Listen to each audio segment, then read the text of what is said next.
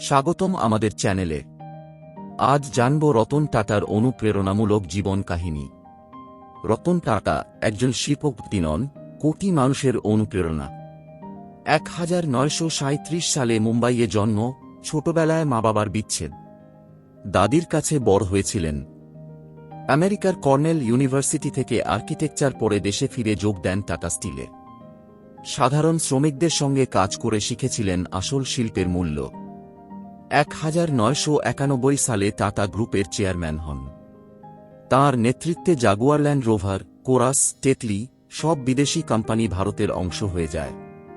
সাধারণ মানুষের জন্য তৈরি করেছিলেন টাটা ন্যানো, বিশ্বের সবচেয়ে সস্তা গাড়ি। ব্যবসার মুনাফার বড় অংশ তিনি দিয়েছেন শিক্ষা, স্বাস্থ্য আর সমাজের কল্যাণে। রতন টাটা আমাদের শেখান, সাফল্যের আসল মানে হল সমাজের জন্য কিছু করে যাওয়া। ভিডিও ভালো লেগে থাকলে লাইক দিন, শেয়ার করুন আর সাবস্ক্রাইব করতে ভুলবেন না।